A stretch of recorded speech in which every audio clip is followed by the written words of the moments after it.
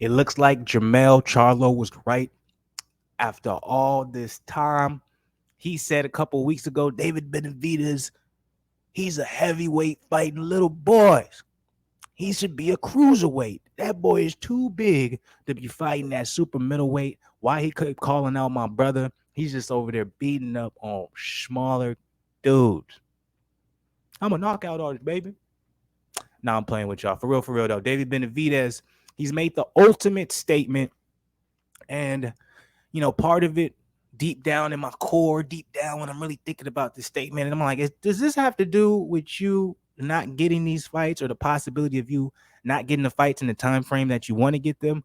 Or is there a ticking time bomb on you being able to make 168, right? That's what I like. That's what I truly think in my head. Because like I said, David Benavidez is the youngest out of all these guys, right? Canelo, Andrade, Plant, and Charlo. He's the youngest. So his body still isn't hit that necessarily peak where it's like when you fill out, that's where you're at, and it's hard to make certain weights. You know what I'm saying? Because your body is slowly filling out to the point where this is your peak. This is where you at. So you can't get as skinny as you could before. You know what I'm saying? Speculation. I want to know how you guys feel about that speculation. But to me, especially after what Jamel just said, and I know it has nothing to do with what Jamel says, but it really opens your eyes up to me the way that seems for Benavidez to, be going this heavy. And like we haven't read the article yet, so I'm gonna read a little bit. We got to hear the statement that he actually made, and if it actually, coincides with what this title says, because sometimes it doesn't. But let's go ahead and believe that's the case before we read it. To me, it sounds like there's a ticking time bomb on how long Benavidez can make 168. Because all his biggest fights are at 168. He moves up to 175. Like, how many big fights are at 175 for him? Nowhere near as many for 168. Like, he just named 1, 2, 3, 4 big fights that he can have. He moves up to 175. Now we're talking about maybe a couple, maybe 1, 2, possibly. So, before reading this article right off the bat, it gives me a couple red flags where I'm like, Benavidez, my dog, my guy.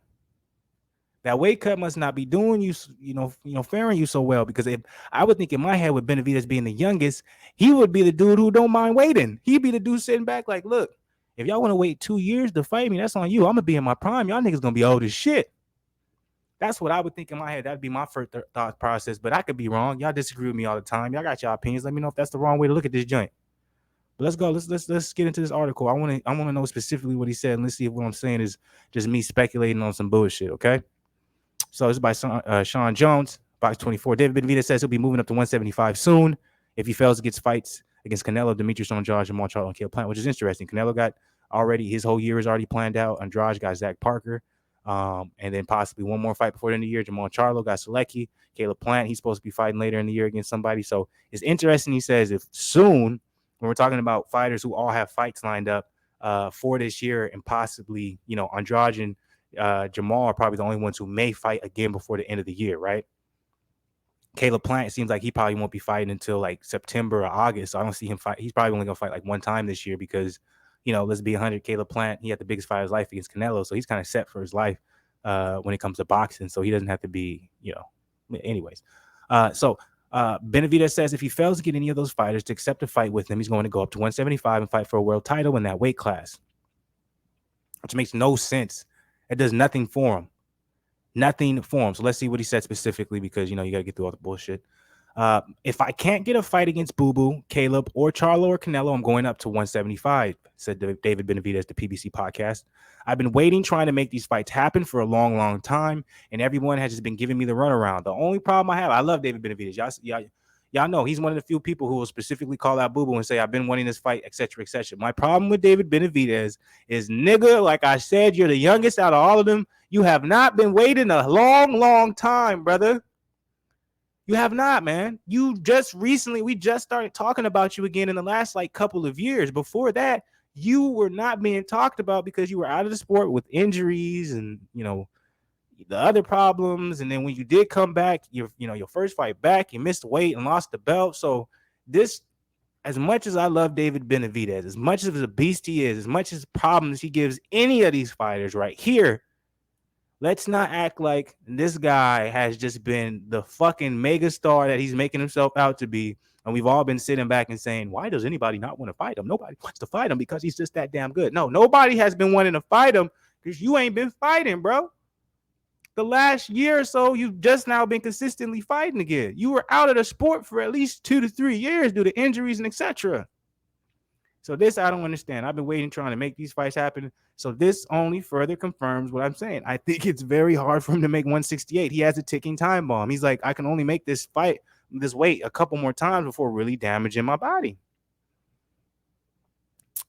So he continued to say, everybody's saying that I don't bring anything to the table when I'm not worth anything or whatever. I know these fighters are scared. Charlo was supposed to fight Jaime Munguia, and now he's fighting a guy that is known, a Polish fighter in Selecki that I don't even know his name.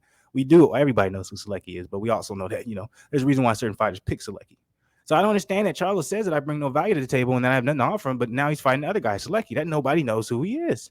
That's a good point. Caleb Plant's fighting Anthony Durrell. That's right. That's who he's fighting.